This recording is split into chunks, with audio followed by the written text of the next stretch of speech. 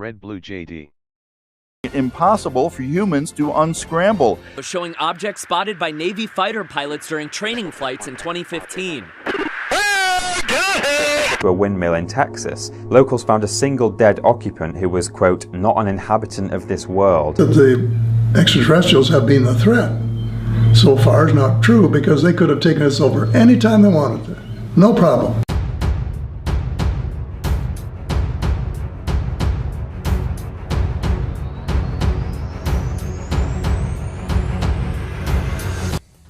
Mu kwezi kwa gatatu ku mwaka wa 2015 mu kiganiro cyacaga imbona nkubone kuri televiziyo ya ABC muri Amerika, umunyamakuru Jimmy yabajije perezida wa Amerika yari yatumiye uwo munsi kubyerekeranye n'agace ka Zone 51 ndetse n'ibivejuru. Ikibazo cy'uyu munyamakuru cyari giteye gitya: If I was the president, and it's unlikely that is ever going to happen. You never know. Ndamutse mbaye perezida, nubwo nzi ko ari ikintu kitashoboka, ariko nta wamenya. Obama yahise amuca mu ijambo ati: It was unlikely that I was going to be president. Ariko hari igihe nanjye cyabayeho ko bitari gushoboka ko mba perezida. Uyu munyamakuru ariko yarakomeje aravuga ati: About Area 51 and UFOs, and I go through everything to find out what happened. Right. Did you do that? Ndamutse mubaye naruhukira ahantu habitswe inyandiko zivuga kuri Zone 51 ndetse n'ibivejuru, ngasoma byose nkamenya uko byagenze kuva ku cyambere kugeza ku cyanyuma. Ese wowe umaze kuba perezida, ibyo bintu warabikoze? Did you do that? Mu magambo make Obama yamusubije aseka agira ati: That's why you will not be president. Iyo niyo mpamvu utaba perezida, niba aricyo kintu wakora bwa mbere. Aliens ntizatuma bibaho ngo perezida kuko wazimenera amabanga yazo yose. The aliens won't let it happen. You reveal all their secrets. Aliens zatusabye kubika neza ayo mabanga. Ubwo uyu munyamakuru yakomezaga kubaza Obama ku bya aliens, Obama yasubije ko nta kintu yabitangazaho. Jimmy yamubwiye yuko mugenzi we wayoboye leta zunze ubumwe za Amerika Bill Clinton yivugiye yuko yagiye gusura Zone 50 ariko kandi ngo ntagire icyo ahabona. Obama nawe yasubije yuko icyo gisubizo ari cyo basaba kuvuga mu gihe cyose babaye ba president. That's what we're instructed to say. Ibyo nibyo badusaba gusubiza. Instructed to say.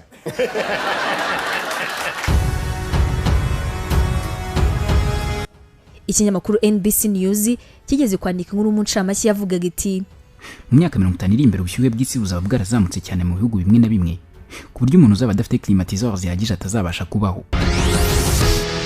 Mu myaka 200 iri imbere kubera ubushyuhe, abashakashatsi bemeje ko hazaba hariho ibinyabuzima mbarwa. Bishatse kuvuga ko no kwisi hazamera nko kuri Mars, ikinyabuzima cyose kigatsembwa. Mu byumvikana bisa nkaho hari umunsi ubuzima bw'abantu ku isi buzabugoranye cyane, aho nyuma yo kumva ibingibi noneho ari bw'abantu batangira gutekereza ibivejuru, ingingo yabyo igatangira kwibazwaho cyane. Abantu benshi bizera ko isi yagiye isurwa n'ibivejuru, aho bamwe babyemeza nta gushidikanya, abandi bakabihakana bivuye inyuma, naho abandi bakaba hagati batazi icyo kwizera cyangwa se guhakana bitewe n'urwego rw'ubumenyi runaka umuntu afite ku bivejuru ndetse n'imyemerere y'ahanini. Nibyo bigena igice muri ibingibi bitatashobora kubarizwamo. Tuvuze kuri iki gice cyabavuga yuko ku bivejuru bibaho, turamutse tuvuze yuko ari ukuri bino bivejuru byabiva hehe, byaba ari bwoko ki, byabizanwa n'iki, byabisiga iki ku isi, ese iyo bitashye bijya hehe, ese bino bivejuru koko byaba bizagaruka, ubundi si ijambo alien risobanura ibivejuru bwaryo ryaturutse hehe? Byinshi kuri ibi bibazo ndetse n'ibindi mwibaza ku bivejuru, iki kiganiro kirajya kurangira mumaze kumenyaho byinshi. Tugaye ikaze muri iki kiganiro cyacu kuri uyu munsi, aho tugiye kurebera hamwe byinshi bitandukanye bijyanye na bino bivejuru. Uri kumwe nanjye Abayo, Yvette Sandrine mfatanyije na bagenzi banjye na Romeo Thierry ya Rwema ndetse na Oscar. Dushime tubahaye ikaze.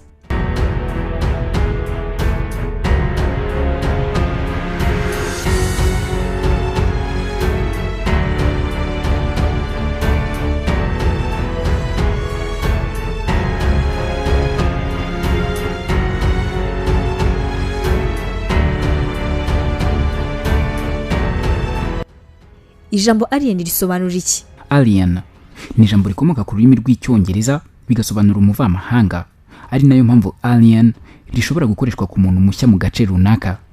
Inkoranyamagambo yo mu gifaransa ya Larousse isobanura ijambo alien nk'ikiremwa cyavuye ahandi hatari ku isi, extraterrestre. Ese amateka y'ibivejuru bisura isi ahera hehe? Amateka y'ibivejuru bisura isi ni aya kera cyane, ni maremare ku buryo butangaje, dore ko yavuzwe na benshi barimo abahanga mu by'ubumenyi bw'isanzure, abashakashatsi banyuranye kandi bakomeye, ndetse n'abaturage basanzwe ku giti cyabo. Ni ingingo abantu benshi cyane bakunda kugira amatsiko, ndetse filime mbarankuru cyangwa se filime zisanzwe zibivugaho ni zimwe mu zigurwa cyane. Ibiganiro bicishwa ku mateleviziyo bivugaho ni bimwe mu biganiro bikurikirwa cyane ku isi kurenza ibindi. Inkuru n'ibitabo bivuga ku bivejuru zikaba ari zimwe mu nkuru zisomwa cyane. Ikinyamakuru Figaro mu nyandiko yacyo cyise Aliens Americans Believe It, inyandiko yo mu mwaka wa 2012 cyanditse yuko 1/3 cy'abanyamerika no kuvuga 36% byabo bemera yuko isi igisurwa n'ibivejuru. Ibi rero bikaba ari ibyavuye mu bushakashatsi bwakozwe na chaîne ya televiziyo yitwa National Geographic, bukaba bwarakorewe ku banyamerika bagera ku 1114 bari hagati y'imyaka 21 ndetse na 29. Muri ubu bushakashatsi hakaba haragaragajwe kumwe mu banyamerika 5 nibura azi umuntu wabonye ikivejuru. Hari izindi ngingo nyinshi cyane zerekana ko mu by'ukuri ibiremwa bidasanzwe cyangwa se ibinyabuzima byaba byarabayeho kera cyane na mbere yuko twe tubitekereza. Amayobera mu iyubakwa rya piramide zo mu Misiri ni kimwe mu bisobanuro yuko ku isi hari cyangwa se haba harabaye ibivejuru. Mu iyubakwa rya za piramide zashyingurwagamo abami bo muri Misiri ya kera, urubuga rwa Wikipedia rutangaza ko izi piramide zari zigenewe gushyingurwamo ba Farawo, ariko n'abandi bantu babaga bakomeye mu bwami bashyingurwagamo. Muri abo habaga harimo umwamikazi ndetse n'abandi bayobozi bakuru. Abashakashatsi benshi bahuriza ku kuba izi piramide zarubatswe hagati y'umwaka w'ibihumbi 4500 n'ibihumbi 2500 mbere y'ivuka rya Yesu cyangwa Yesu, bitewe n'uko umwita. Buri mwe gatwara byibura igihe kingana n'imyaka 20. Izubatswe mu Misiri zibarirwa hagati ya 90 n'ijana, gusa ziherereye mu gace ka Giseh nizo zubakanye ubuhanga buhanitse kugeza n'ubu bukibazwaho na benshi. Urubuga Topito mu nyandiko yarwo mu mpera z'umwaka wa 2014 rukaba rutangaza yuko atazwi impamvu nyakuri yatumye zino piramide zubakwa, kuko nta murambo w'umwami n'umwe ugeze uzisangwamo, kuba nta mubiri wa Farawo n'umwe wasanzwemo bikaba byaremejwe kandi na Todd Alexander, umwanditsi w'igitabo kivuga ku bintu bitangaje byabayeho ndetse n'isi ya none. Ikindi gitangaje kuri izo piramide nuko zubakanywe ubuhanga buhambaye burenze kure cyane ubwenge bwa muntu muri iriya myaka, ndetse kandi n'abahanga mu by'ubwubatsi muri iki gihe bakaba batarabasha gusobanura mu by'ukuri uko piramide zo mu Misiri zaba zarubatswe kandi zikarangira. Piramide ya Keops nini muri zo ni ikunze kugarukwaho cyane. Ifite uburebure bwa metero 146, amabuye yubatse akaba agera kuri 2,300,000, rimwe rifite byibuze uburemere bwa toni 2.5. Gusa abandi bashakashatsi ku mateka ya Misiri ya kera bahamya yuko amabuye ashobora kuba ari hagati y'ibihumbi 600 kugeza kuri 4,000,000. Abashakashatsi benshi bakunze kwibaza ubuhanga abafundi bubatse piramide bakoresheje ngo babashe kuzamura amabuye afite uburemere bungana gutya muri metero hafi 150. Iyi piramide ifite kandi iterambere rihambaye ryari rikiri hasi cyane muri iriya myaka. Ikindi nuko amwe mu mabuye yubatse piramide nini ya Keops yavanwaga mu gace ka Aswan, ni mu majyepfo ya Misiri, ni ukuvuga mu birometero 800 uvuye aho iyi piramide yubatse. None se aya mabuye yazanwaga nande? Ese yatwarwaga gute? Mu gitabo gitagatifu cya Bibiliya havugwamo uburetwa bwakorwaga n'Abisirayeli babukoreshwa na Farawo. Bamwe ndetse bakaba nemeza yuko piramide zaba zarubatswe nabo, nyamara ariko abahanga mu by'amateka bo bemeza yuko igihe zino piramide zubakiwe Abisirayeli batari bakibarizwa mu Misiri. Sosiyete imwe yo mu Buyapani yakoze inyigo kuri piramide nini ya Keops, yemeje yuko ino piramide iramuka yubatswe muri iki gihe turimo yari gutwara miliyari zirenga 19 z'amadolari. Abahanga mu mateka nabo bakaba bemeza yuko uburo bweraga mu Misiri mu gihe cy'umwaka wose utari guhaza nibura abakozi bubakaga piramide ya Keops mu gihe kigana n'amezi 6 byibura, kandi muri icyo gihe hatabarimo abandi baturage bose ndetse kandi benshi bari batuye igihugu cya Misiri. Ahangaha rero nibwo ibinyabuzima twabonye ari byo aliens cyangwa se ibivejuru bishobora kongera gutekerezwa nk'impamvu za nyazo zaba ziri nyuma y'iyubaka ry'izi piramide.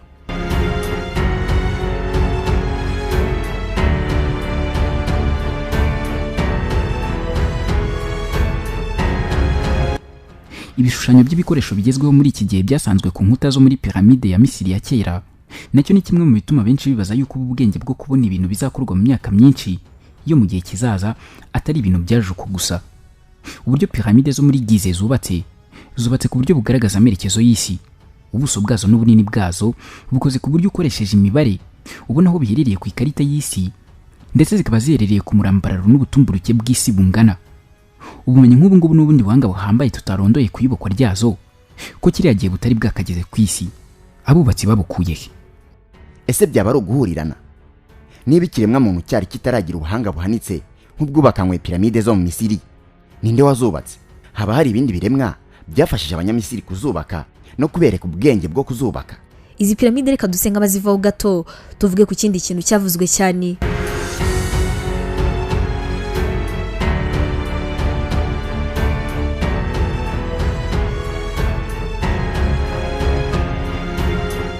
Hari ibivejuru byaguye muri Roswell mu 1947. Roswell ni umujyi uherereye mu majyepfo ashyira uburasirazuba bwa New Mexico. Akarero kakaba ari agace nyuma y'intambara y'isi yose kafashwe nk'agace gakunze kwibazwaho byinshi kandi kabitsa amabanga menshi cyane. Hagiye hakorerwa amasuzuma anyuranye arimo nk'igerageza rya V2, icyo gajuru cy'Abadage abanyamerika bashakaga kwigana, ndetse bikaba bivugwa yuko ariho hantu hambere bombe ya mbere ku isi yaturikiye. Ibi bikaba byarakozwe ku itariki 13 z'ukwezi kwa karindwi umwaka w'1945. Mu minsi ya mbere y'ukwezi kwa Nyakanga 1947, ibyuma bigenzura ikirere bizwi nka radar byo ku kibuga cy'indege cya Holloman byafashe amajwi y'ibintu bitazwi. Muri iyo minsi ngo hagaragaye ibintu biguruka mu kirere bitazwi inkomoko bigera kuri 88 nk'uko byatanzwe mu buhamya na miliyoni 10 z'abanyamerika babarizwaga muri leta 24 zitandukanye. Ku itariki 5 z'ukwezi kwa karindwi mu mwaka w'1947, abantu amagana batangaje ko babonye ibisahane biguruka mu kirere cya leta ya Oregon, Michigan ndetse na Pennsylvania. Ku itariki 7 z'ukwezi kwa karindwi mu 1947 kandi ikintu cyari giturutse mu kirere cyaguye muri Roswell mu murima w'umuturage witwa Mark Brazel, ahantu hatari hatuwe cyane. Uyu muturage yahise ajya kubimenyesha inzego za gisirikare. Colonel William Blanchard wari ukuriye ako gace muri icyo gihe yahaye umuturage umusirikare ufite ipeti rya majoro ngo amuherekeze bajye kureba icyari cyo. Ibisigazwa by'icyari cyaguye mu murima wa Brazel ngo byari ibintu bidatwikika kandi bitabasha gushwanyaguzwa. Nyuma y'umunsi umwe, ni ukuvuga ku itariki 8 z'ukwezi kwa karindwi mu 1947, Colonel William Blanchard yategetse ko haguye ikivejuru hazitirwa. Mbere y'uko igisirikare kizitira aho hantu, Grady Barnett wari wubashywe muri ako gace yatangaje ko yahageze mbere y'uko igisirikare kihagera, abasha kubona icyo cyogajuru ndetse n'imibiri y'ibiremwa bine bidasanzwe. Nyuma y'ibi, amakuru yakwirakwiriye hose binyujwe mu binyamakuru, ariko nyuma y'amasaha 3 gusa General Roger Lamey yanyomosha aya makuru atangaza ko icyabonywe ari igipira kinini gipima ikirere. Uyu mugenerali yasobanuye ko iyo ballon ariyo bifashishaga mu mushinga bise Mogul wo kugenzura intwaro za kirimbuzi z'Abasoviete. Nyuma y'iri tangazo nibwo mu buryo bweruye abantu batangiye noneho kugira amatsiko akomeye kuri ibi biremwa.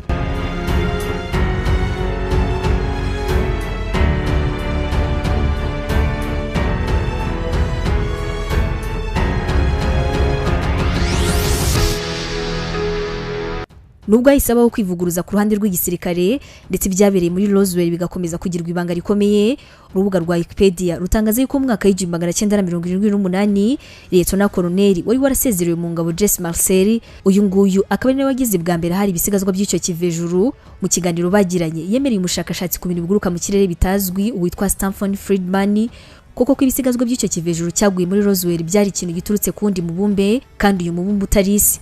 Uyu nguyu akaba yarongeye yuko ibisigazwa generali yeretse itangazamakuru atari byo. Ibi ngo bikaba byarakozwe mu ibanga rikomeye cyane. Uwahoze akorera urwego rw'ubutasi rwa Amerika CIA mu mwaka w'2012 nawe yemeje yuko koko icyaguye muri Roswell cyari ikivejuru. Chase Brandon wamaze imyaka 25 muri CIA mu kiganiro yagiranye na Huffington Post yaravuze ati ntabwo yari baro. How do you explain a whole fleet of unidentified UAPs? Nkuko byatangajwe, ahubwo cyari ikintu kiguruka kitari giturutse kuri uyu mubumbe wacu. Chase Brandon yakomeje atangaza ndetse ahamya ko ibyo abantu bajyaga bibwira kuri aliens ari ukuri. Nyuma y'ibyabereye muri Roswell, Amerika ngo yabarashyizeho agace k'ibanga kazwi nka Zone 51 cyangwa se Area 51 izajya ikorerwamo ubushakashatsi ku bivejuru ihereye mu byari byaguye muri Roswell. Aha niho hakorerwa intwaro z'ibanga n'indege zo mu rwego rwo hejuru. Ubwenge bwo kuzikora ngo bakaba babuhabwa na aliens batangiye gukorana nyuma y'ibyabereye muri Roswell.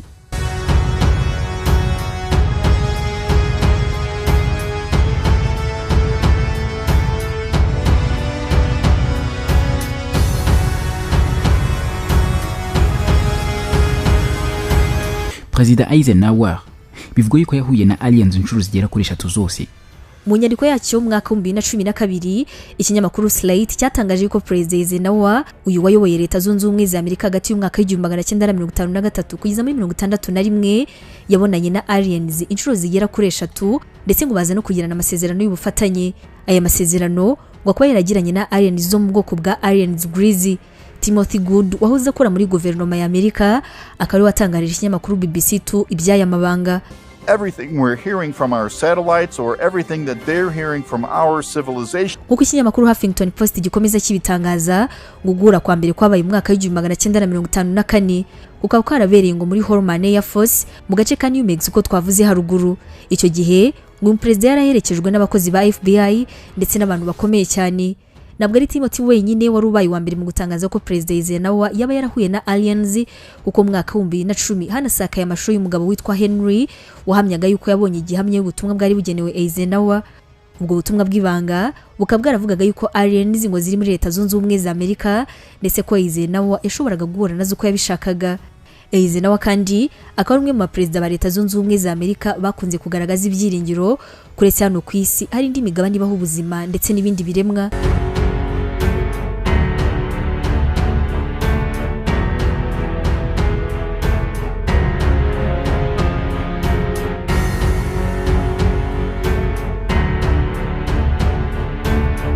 Mu kiganiro Paul Hellyer wahoze ari minisitiri w'ingabo wa Canada mu 1960 yagiranye n'umunyamakuru kazi w'umurusiya Sophie Shevardinaz gica kuri televiziyo y'Uburusiya muri Gashyantare 2014 yasubije byinshi bibazo abantu bakunda kwibaza ku bivejuru ndetse no kuri aliens isura isi.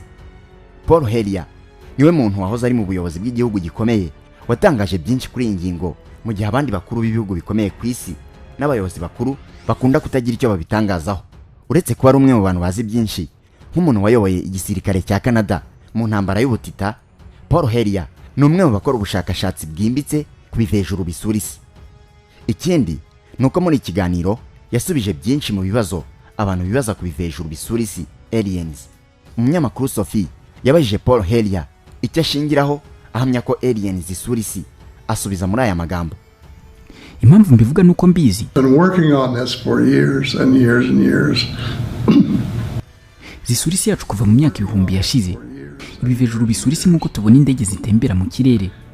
Mu ntambara y'ubutita mu mwaka w'1961 ho habonetse ibivejuru bigera kuri 50 byagaragaye mu majyepfo y'Uburusiya bitambuka uburayi bwose. Byakunze kuza cyane mu myaka magana ashize, cyane cyane nyuma y'aho tuvumburiye bombe atomique. Ibivejuru byagize impungenge z'uko twakongera kuzikoresha kuko hagize intwaro ya kirimbuzi yongera gukoreshwa uretse twebwe byagiraho ingaruka nabyo byabigiraho ingaruka nyinshi. Abajijwe impamvu nta muscientifique n'umwe kugeza none uragaragaza mu buryo bufatika uburyo bino bivejuru bisura isi byabihagera ndetse n'uburyo byabitaha naho biba, yaravuze ati they have built a fleet of ntekereza ko bakwiye kuva mu byo barimo bidafatika. Niyo bakwiga ku 10% ry'ubushakashatsi nakoze mu myaka 10 ishize bakwemera ko ari ukuri nk'uko mbyemera. Bakwiye kubikora vuba na bwangu, ariko ntekereza ko byafata igihe kubisobanukirwa, cyane cyane abatarigeze baca mu gisirikare. Uretse ko hari ibitabo byinshi byabyanditseho biri mu bihugu byinshi, hakaba abatangabuhamya batandukanye, bamwe ndetse binjiye mu byogajuru byabyo, abandi bajyanywe ku wundi mubumbe. Aya makuru ni amabanga akomeye ntarita n'imwe igibivugaho, ariko hari abantu babikozemo bazi biri kuba. Ariko si ibivejuru bisura isi bituruka hehe ko abantu benshi bakunda kwibazaho byabiva ndetse nabo byabivugana nabo byaba biteye biti?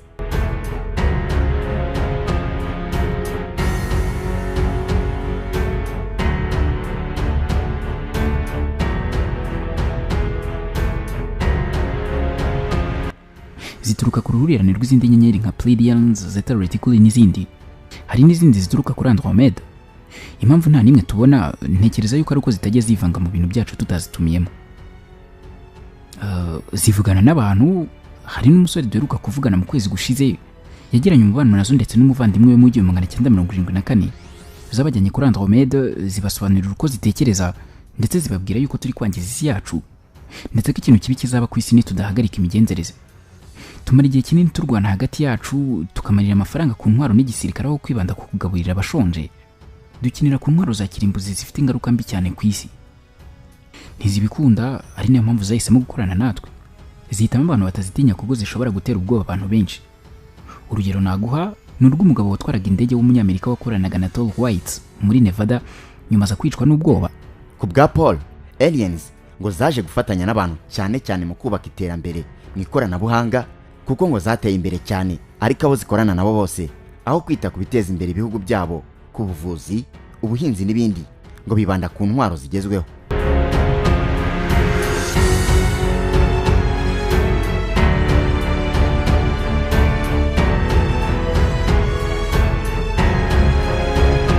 mu mwaka wa 2012 mu kiganiro cyacaga kuri televiziyo y'Uburusiya, Dmitry Medvedev yigeze kuba perezida w'Uburusiya kuva muri 2008 kugeza muri 2012 ndetse kandi akaba yaranabaye minisitiri w'Uburusiya kuva muri 2012. Yabajijwe n'umunyamakuru niba yabazi n'ibisi gisurwa n'ibivejuru. Medvedev wari uzi ko kamera zizimije yabaye nk'umena amabanga y'ibivejuru maze aravuga ati, iyo ugeze ku butegetsi uretse guhabwa kode y'ibanga ry'ibisasu bya kirimbuzi hari andi mabanga hanitse uhabwa. Ibikubiye n'ibigendanye n'ibivejuru bya aliens bisura isi umunsi ku wundi. Aya mabanga ababitswe n'inzego z'ubutasi ku buryo bukomeye, abakubiyemo uburyo ibivejuru bisura isi. Ushobora kubona byinshi bibyerekeye urebye filime ya Barrison Enford yise Men in Black. Sinakubwira umubare wa za aliens ziba hagati muri twe kuko bishobora guteza impagarara. And then we have got to persuade the Americans.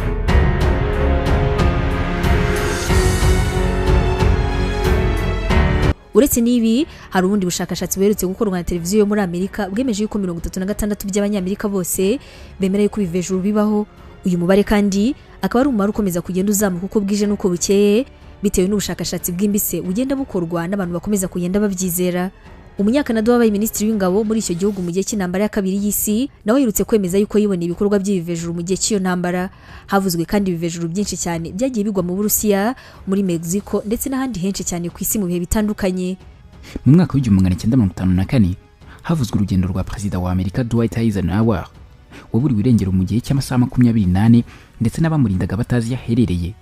Abenshi bemeje ko yari yagiye guhura n'ibivejuru byifuzaga gukorana na Leta Zunze Ubumwe za Amerika ndetse na perezida akabyemera. Nubwo ibyari bikuye muri iyo contract kabuhariwe hagati y'abana b'abantu n'ibivejuru bitamenyekanye byose, benshi bemeje ko ibivejuru byemereye Amerika kuyifasha mu ikoranabuhanga nayo igatanga abantu bo gukorerwaho ubushakashatsi. Uwahoze akora muri Minisiteri y'Ingabo ya Amerika muri Pentagon yemeje ko uyu muperezida yaba yarakoranye n'ibivejuru inama 3 z'ibanga. Mu myaka mike ishize mu gihugu cya Peru muri Amerika y'Amajyepfo hakaba haravumuwe agahanga k'ikinyabuzima ariko kabuze ikinyabuzima na kimwe gituye isi kaba gakomokaho. Ireme bwite ry'amagufa yako rikaba rikubye 60% bw'akacu. Ibi bikari byaranze kano gahanga mu by'ukuri kadasanzwe namba. Nagushidikanya abahanga ndetse n'abantu bose bagapimye bakaba baremeje yuko ari ak'ikivejuru. Television show or a phone call is indistinguishable to us from cosmic microwave background information. Tom Durrani ni umunyamakuru ndetse akaba n'umwanditsi w'umunyamerika, akaba rero yari umwe mu itsinda ryakoze ubushakashatsi ku bivejuru. Uyu nguyu yaravuze ati, tuzi neza ko abayobozi bamwe baza leta zacu bavugana n'ibivejuru kuva kera. Niba koko hari abantu baba bazi ibijyanye n'ibivejuru n'abayobozi bacu ariko ntibabitubwira. Stuck for the remainder of the war, after which Foo Fighter sightings significantly dwindled and Myers moved on to the Beano. Nubwo hari abemeza ko ibi biremwa bibaho ku isi ndetse bagatanga na gihamya yabyo, hari abandi babihakana kandi nabo bagatanga impamvu zumvikana. Edward Snowden yinjiriye ikoranabuhanga rya CIA maze ashaka ukuri ku mibereho y'ibivejuru. Umunyamakuru Edward Snowden wabaye umukozi mu kigo cy'igihugu gishinzwe iperereza muri Leta Zunze Ubumwe za Amerika yahinyuje ibyatangajwe kenshi ko mu gace kazwi nka Zone 51 haba habarizwamo indiri y'ibivejuru.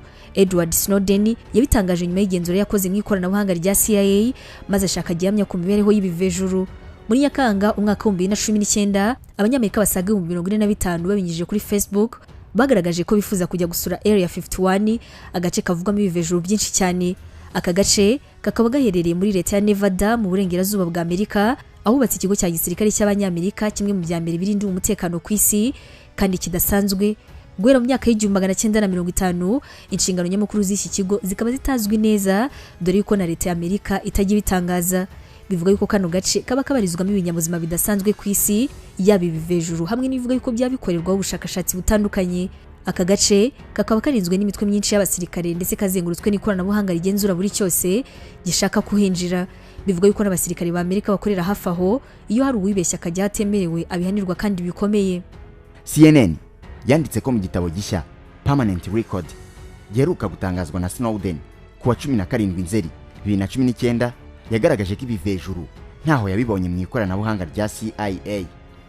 Edward Snowden yamamaye cyane ubwo yashyiraga hanze amabanga y'ubutasi bwa Amerika, cyane ko yahoze akorana n'izo nzego ku buryo amenya amabanga yazo ahishe. Yavuze ko leta ya Amerika nta makuru afatika ifite ku bijyanye n'ubuzima bw'ibintu bitari ku isi. Mu gitabo cyaraho yavuze ko amakuru ahari avuga yuko ibivejuru bitigeze bikandagira ku isi cyangwa ngo biboneke mu iperereza ryakozwe na Leta Zunze Ubumwe za Amerika, ariko iki gihugu kikanga kuvuga ko ibivejuru koko bitabaho mu rwego rwo kurinda ubuhangange bwacyo. Amerika ngo kumvise ivuga yuko ikorana n'ibivejuru ni kimwe mu bituma igira igitinyiro kandi ikabikunda cyane. Uyu mugabo w'imyaka 37 avuga yuko koko Leta Zunze Ubumwe za Amerika ifite byinshi cyane irimo guhisha, ariko kandi kugera mu kwezi ngo bikaba bitari mu byihisha kubera yuko ngo byo byabayeho. Uyu mugabo yaravuze ati niba wabyibazaga, niba hari igihe wigeze wibaza yuko abanyamerika bageze mu kwezi, shira impungenge rwose byarabaye. Impinduka z'ikirere ni ukuri, ndetse rwose iyo bavuze ko ikirere kirimo kirugarizwa n'ibihe bibi baba barimo baravuga ukuri. Ntabwo turi mu bihe bisanzwe, turi mu bihe bikomeye cyane by'ihumana ry'ikirere. Nyuma y'ibi, Minisiteri y'Ubutabera ya Leta Zunze Ubumwe za Amerika ikaba iherutse kumujyana mu nkiko imushinja kurenga ku masezerano yagiranye n'inzego z'ubutasi ubwo yasohoraga igitabo cye gishyashya. Uyu kandi akaba ashinjwa gushyira hanze amabanga menshi yagiye agerwaho n'inzego z'iperereza za Amerika, arimo nk'ikigo cya CIA ndetse n'ibindi. Snowden akaba anashinjwa na guverinoma ya Amerika ibyaha by'ubutasi ndetse no kwiba umutungo wa Amerika. Kuva icyo gihe uyu mugabo akaba atuye mu gihugu cy'Uburusiya mu buhungiro, aho yagiye mu myaka 6 ishize. Would probably have super sophisticated encryption on their communications to protect themselves, rendering it impossible for humans to unscramble.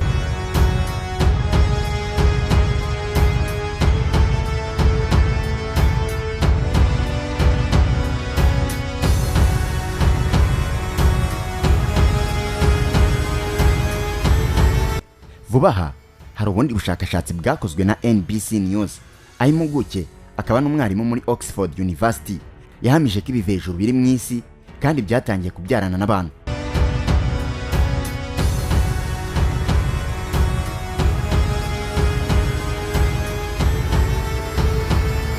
Kimwe mu by'abahanga bakunze guhurizaho ni uko ibi binyabuzima bitakibasha kubyara no kororoka mu buryo bworoshye, bikaba rero ariyo mpamvu byifuza abantu kugira ngo babashe kubyarana nabyo.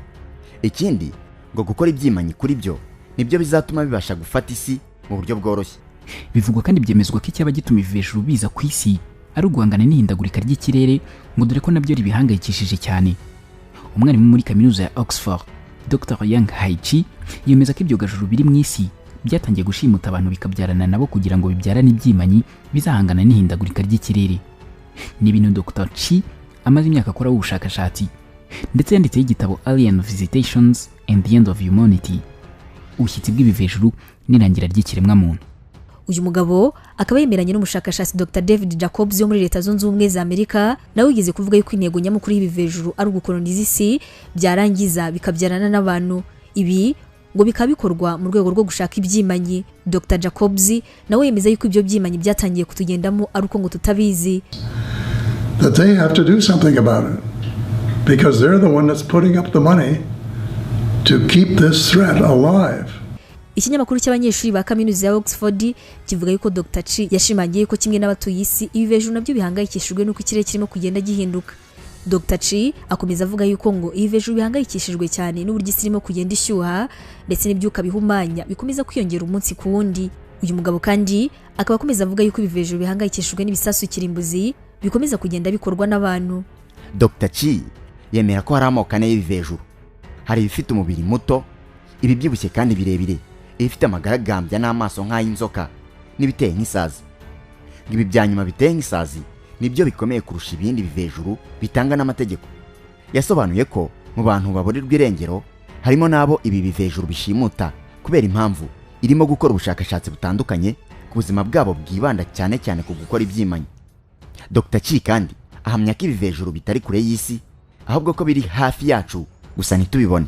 Aheraho avuga ko ingaruka z'ikirere zibigeraho nabyo. Have the ability to come here, so there's nothing realistically we could do to defend ourselves should they want. That's absolutely true. They're so far.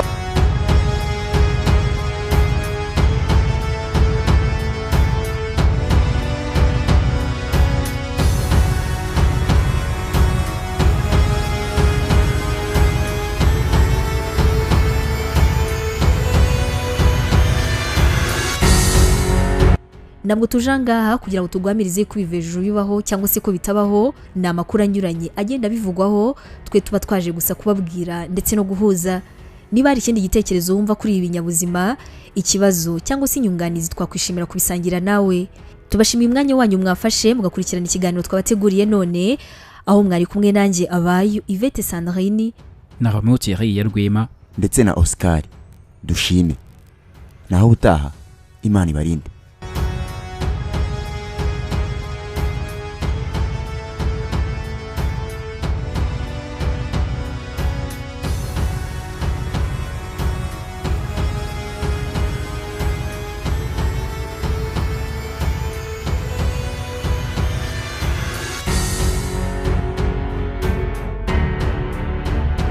Abacuruzi bafite ibicuruzwa na serivisi nziza ariko bafite ikibazo cy'uko abantu benshi batazi ubucuruzi bwabo.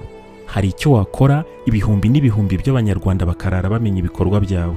Muri Red Blue JD bakwereka uko ubigenza ubucuruzi bwawe bukamenyekana kandi n'abakiriya bakarushaho kukwegera no kukwizera.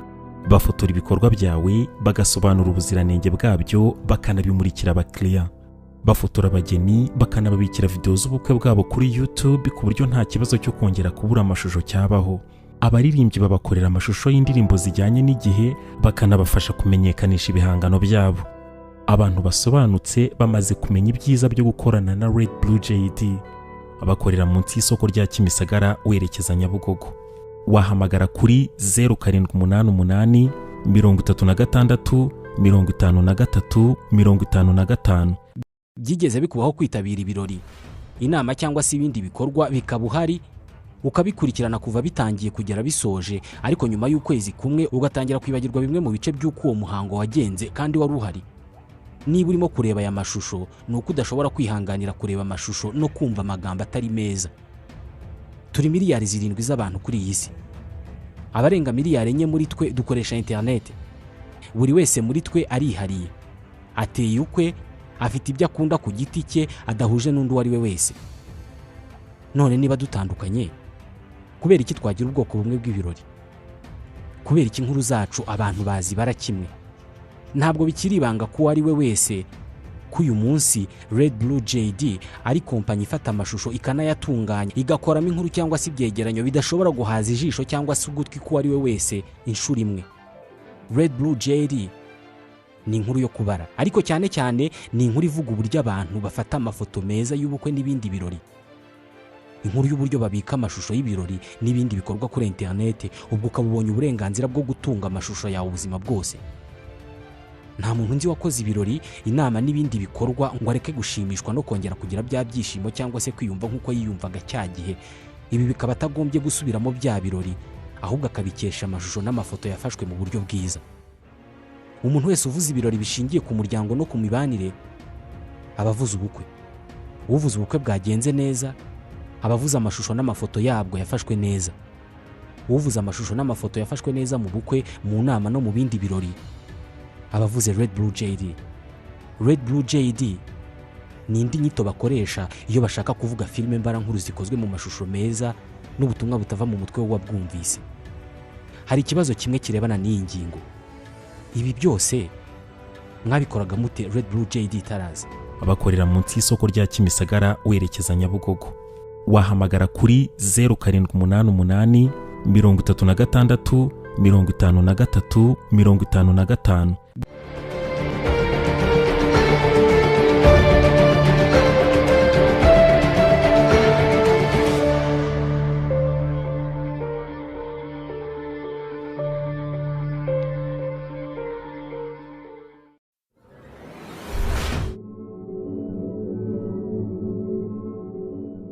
Red Blue JD.